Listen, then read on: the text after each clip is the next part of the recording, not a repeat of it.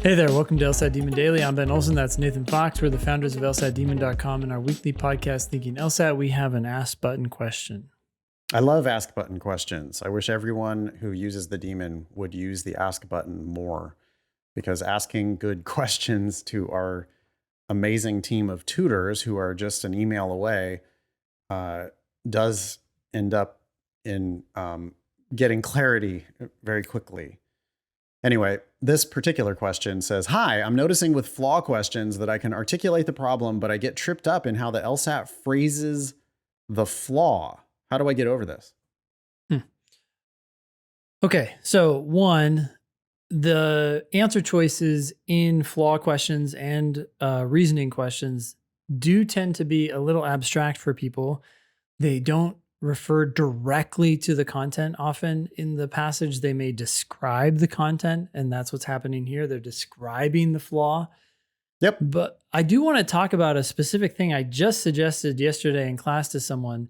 We were looking at, I think it was probably a flaw question, and the answer choice was wordy, and I think that was the correct answer as well. And someone was asking about that, and they said, "Hey, this exact question, I get tripped up on these sometimes. How do I break them down?"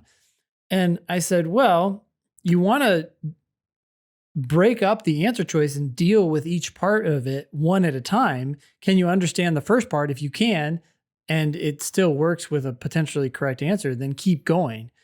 But specifically, I said, look, on the LSAT, these answer choices and just passages in general, the writers use a lot of that phrases.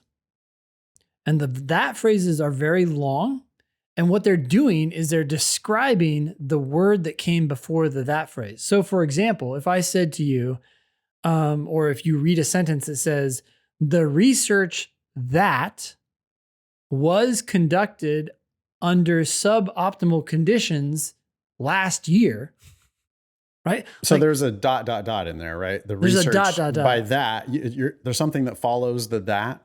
Can you maybe flesh out that example a little more? Yeah. So let me just say that the sentence starts by saying the research that, okay, and then what's going to come after this word that is going to describe the research. So the research that was conducted under suboptimal conditions last year is, and then the sentence might continue, is something you should consider or whatever. Right? Like must be discarded or must be considered or must be used or something like that. It doesn't really matter. The point is that the sentence is going to go on after that phrase is done.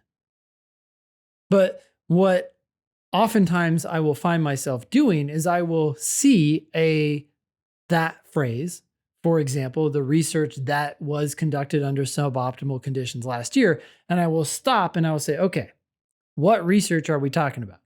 We're talking about the research that was conducted under suboptimal conditions.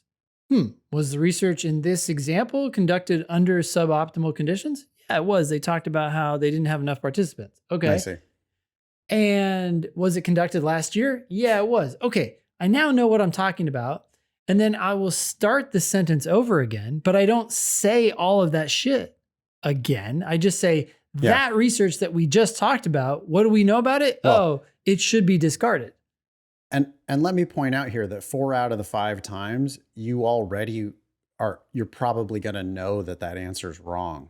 Sure, because it's like suboptimal conditions. The research that was performed under suboptimal conditions, and on a flaw question, you have to be able to prove that they did what the answer is describing.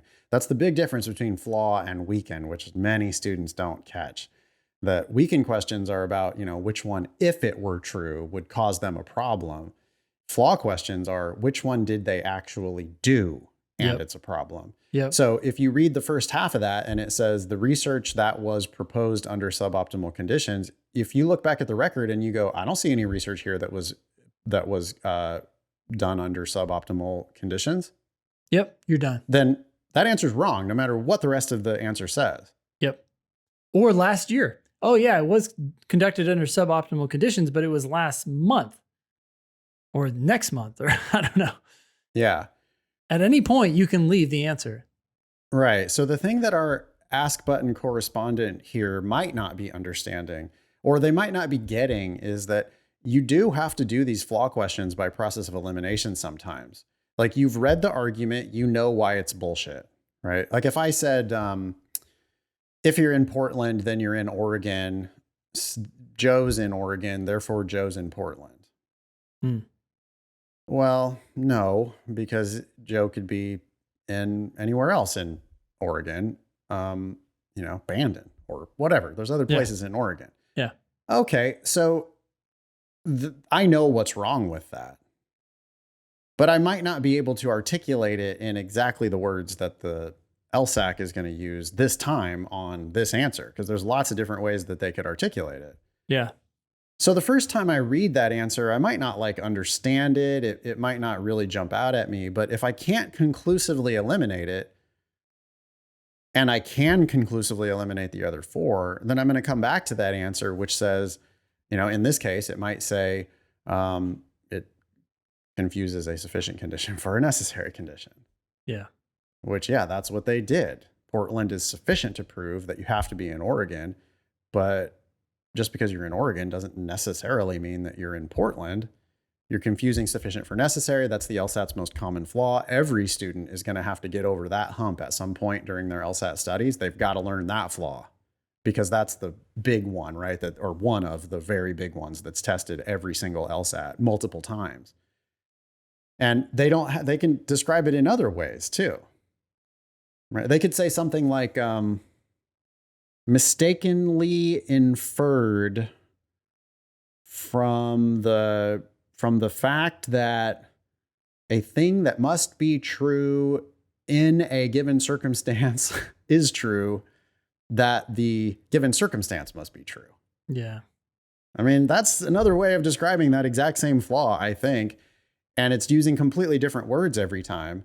So you really have to take the time, like Ben was talking specifically about parsing that clauses. But all you're really doing there, Ben, is you're saying, I'm reading the answer very carefully to understand what it's saying. And then I'm seeing whether the record supports what this answer says. Yeah. And the second it stops supporting it, I can leave. So even though I'm slowing down and carefully reading each part of these answer choices, that does not mean it's going to take me a long time.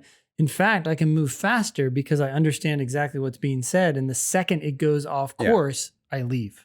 And students get it exactly backward. Novices get it exactly backward. And this is why sometimes if, we see people improve their LSAT by 20 points or 25 points or even sometimes 30 points or more, because they fundamentally change the way they're approaching the test. Novices approach it like, I'm going to read the whole answer and, there's a word there that I know is that's a good, that could be it. Yep. Instead of, okay, dude, there is one part there that might be used in a correct answer, but did you see all the other parts in that answer that just don't have any connection to the passage whatsoever? If you would have read the answer slower, you might have eliminated it after just a few words. Yeah. Instead, you're looking at some shit that's in the very end of that long, convoluted answer. And on a flaw question, they're asking you which one you can prove. It's a lot like a must be true question. Which one can you prove they did wrong? So if there's shit in there that you don't understand, that is probably not the answer. And once in a while, you might conclusively eliminate 4 other answers, and you might have to come back to that one and go, I didn't understand that the first time, but it can't be any of these other 4, and I refuse to pick wrong answers. So let me reread this right answer, or this other answer that I didn't understand, and then you might be able to match every single word in that answer choice. You might be able to see how, that doesn't misdescribe, it correctly describes the argument. And if the other 4 definitely incorrectly describe the argument, then the one that correctly describes the argument is correct on a flaw question. Because it really is a must be true type of exercise. Which one does the record show? Last thing I would want to say is maybe the thing I should have said first, which is that if you just keep practicing these flaw questions a lot, you will learn the language of the test makers. Not that you're going to, because they can and will use novel phrases on every single test. They're going to continually adapt that language always. But the more you practice, the more you steep yourself in it. We recommend doing an hour a day of high quality LSAT studying for however long it takes. And if you do one high quality hour every day, you will be better and better at seeing how the LSAT is going to phrase their descriptions. This applies, by the way, a lot to reasoning questions, doesn't it? Mm-hmm. Right? Because reasoning questions, they say which one of the following is a method of reasoning employed by the argument. Those reasoning questions, the correct answers are almost always abstract. And you have to learn the phrases that the LSAT uses to describe the language that they used. Also, it's a very literal test. I mean, the words mean what they say, right? They're using dictionary definitions of these words.